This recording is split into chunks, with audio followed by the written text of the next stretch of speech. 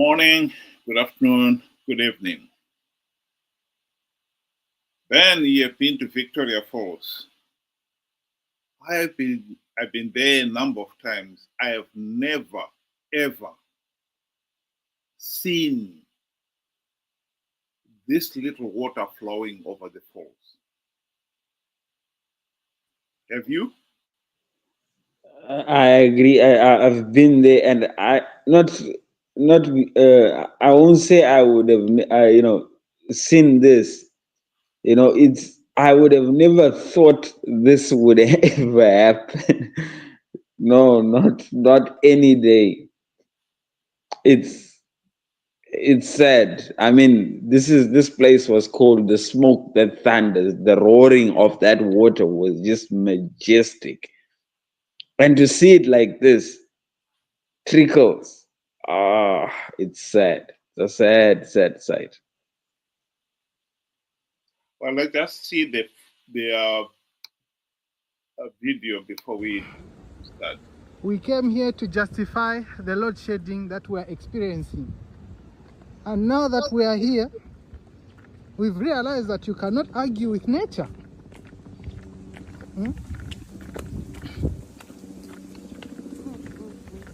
Things are bad.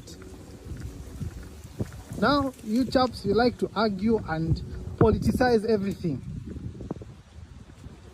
Things are bad. Look at this. You want to argue with nature. Things are bad. It is what it is. So when you're experiencing 12 hours of load shedding, you must remember this video. Admin was here and he has seen for himself. Let's stick to buying inverters. What else? It's crazy, bro. Well, it is crazy.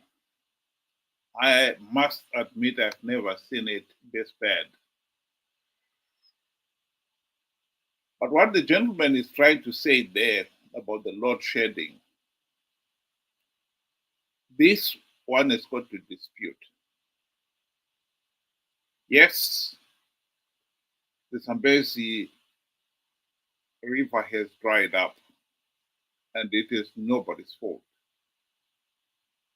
And yes, with this little water flowing in the Zambezi, power generation at Kariba would be reduced considerably. But we must also admit that our failure to invest in increasing our generation capacity over the last 44 years has been dismal, unforgivable. When Zimbabwe gained its independence in 1980,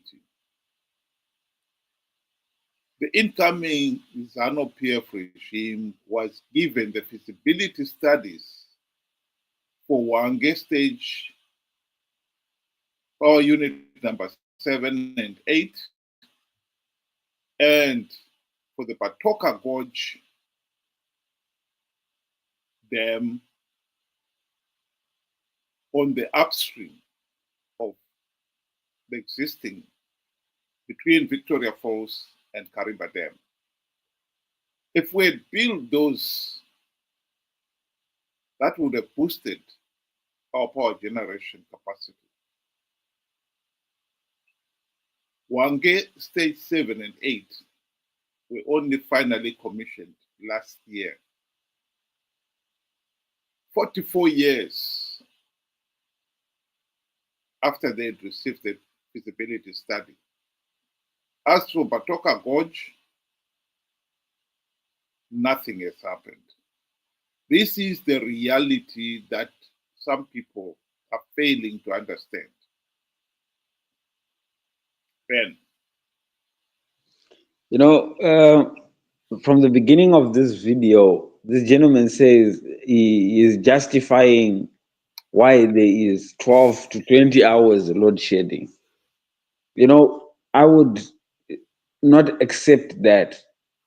As a positive thinker, look, yes, it's dry. It's a sad sight. But instead of taking pictures and showing, people that, this is why we don't have electricity in Zambia or Zimbabwe, is unacceptable. I would be, down there with engineers figuring out how to lay down these turbines so that when the rainy season comes and this thing starts flowing again, we got, power that is going to come out of it. It's not going to remain dry forever. The water will come, the rains will come. And, when we do have that excess, or good rains, that water is just going to be for us to see.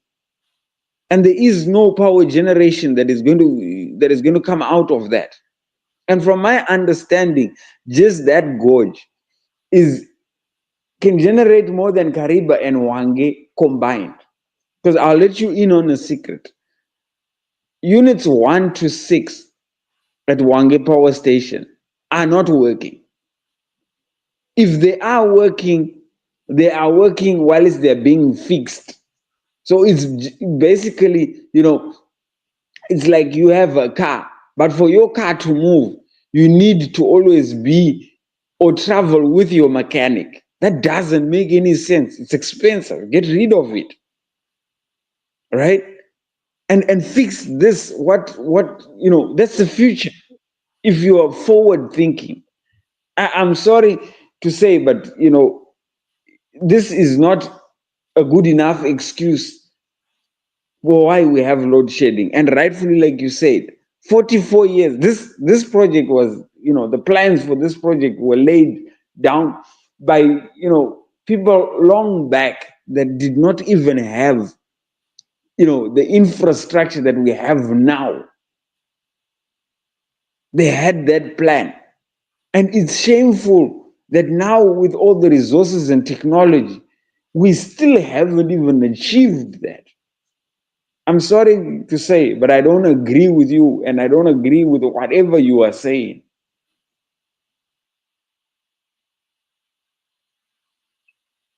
Well, let's just look at where Batoka Gorge is. As you can see there on the map, it's on the between Victoria Falls, which is there, and Kariba Dam, which starts about there. In terms of water, Batoka Gorge will never store as much water as we have in the Kariba Dam, purely by its geography. But what is important there is that you will store some water and use that water to generate power, and you let it downstream into the Zambezi, which will flow then into the Kariba Dam. And then you generate with the same water and then let it flow down. So in terms of long-term storage, Batoka Gorge will never store as much water. But the most important thing is it's like generating with running water. And that would have augmented Zimbabwe's power generation capacity. I agree with the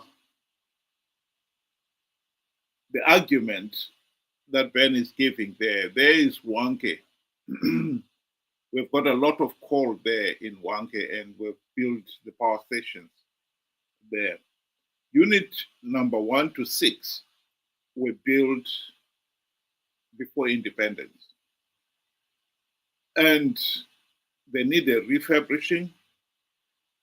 The maintenance of those units has never been really up to scratch. Like most other infrastructure in Zimbabwe, they've suffered because of poor maintenance. So those 6 units have not been performing to their best because of that poor maintenance. And the 2 units that we added on last year, unit number 7 and 8, have not really delivered because maybe the spec was not so good.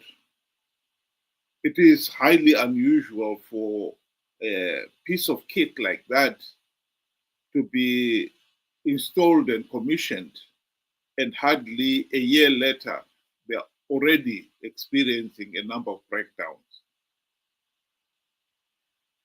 So that has been another disappointment.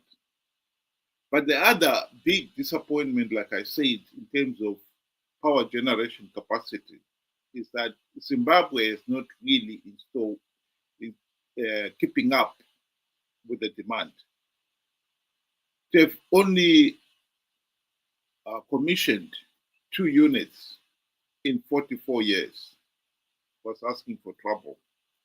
And when you've got a bad year like we have this year, when there is hardly any water flowing in the Zambezi,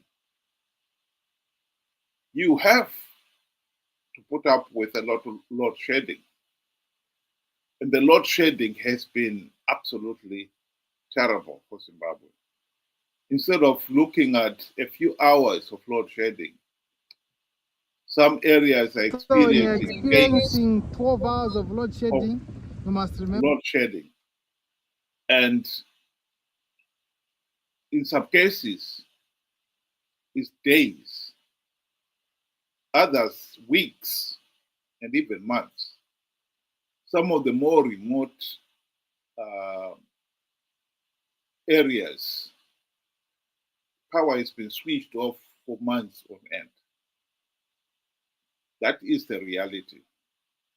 The economic consequences of this is simply unbelievable. But I emphasize it again, this is a problem of our own making. We should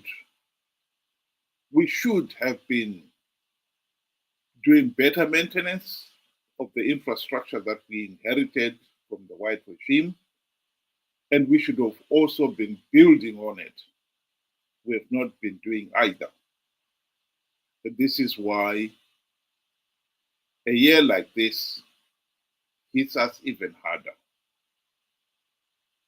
This is a problem, yes, of nature. There's no one who could have foreseen the drought or avoided it. Droughts have been happening since time immemorial. And when they become this bad, and with the global warming problems, we can expect them to become even more frequent. But the more reason why we should have invested when we had the opportunity to do so in building more power stations and maintaining the infrastructure that we had. We should have been making hay while the sun was still shining. We didn't. And now we are paying for it, and dearly.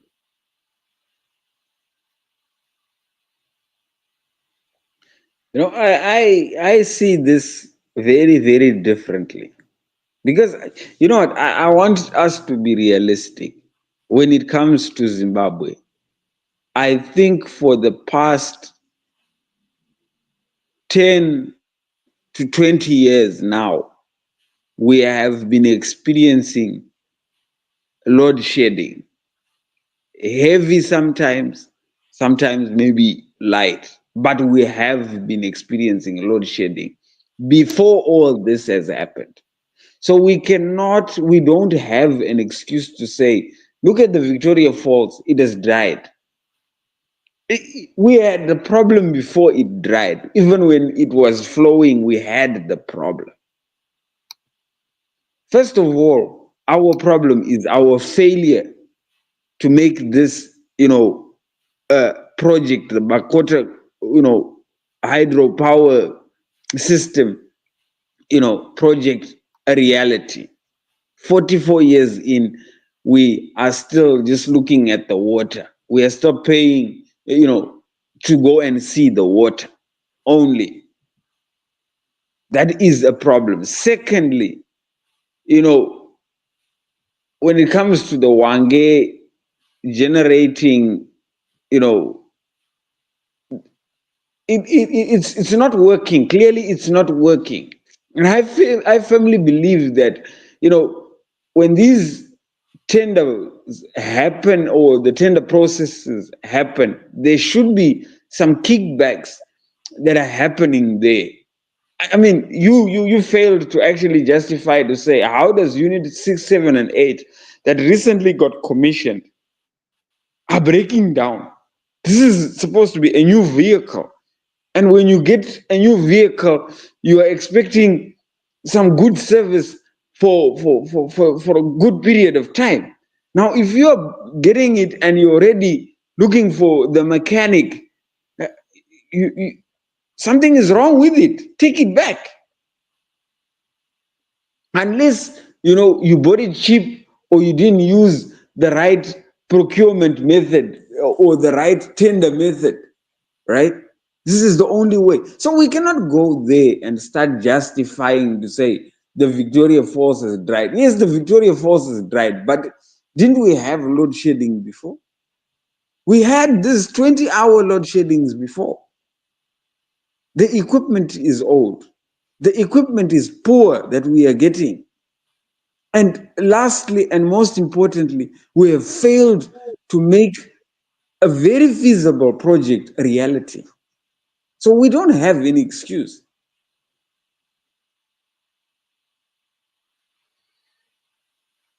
Thank you very much, Ben. And for the listeners, thank you very much for joining us today. Just the closing remarks. The problem of the Zambezi drying up is a serious problem. And whether we had invested in the power stations, we probably would have been having load shedding. But what we've got to understand here is that by failing to invest in the power station and maintaining what we had, we've made the situation a lot worse. As much as the gentleman who filmed this video would want to emphasize that we should not politicize this, I think this is just a feeble excuse. The politics is there. We failed to make hay while the sun was still shining. We should have, invariably, we had had droughts in the past before independence. And so we knew we could have droughts, and maybe they had not been as bad as what we see now, but nonetheless, we would have known that some years will have less rainfall than other years. And therefore, then our generation capacity will be affected. And that should have made, given us a kickstart to invest in additional power generation capacity. We did not. This is one of the underlying problems with Zimbabwe. Why Zimbabwe is a failed state. Poor planning. We took 44 years to build the two units, 7 and 8, which, if it had not been for the war, the white regime would have installed in the 70s, or at latest in the 80s. That is the problem. And we have to deal with it now. And with the problem of the water now has exacerbated our problem to the economy. Because make no mistake about it, this load shedding is affecting Zimbabwe's economy very, very seriously. Thank you very much, Ben, and those of you who were able to join us tonight. Thank you very much for joining us, and I hope you'll be able to do it again tomorrow. Same time, 6 o'clock UK time, 8 o'clock Zimbabwean time. Have a good day. Thank you. Good day.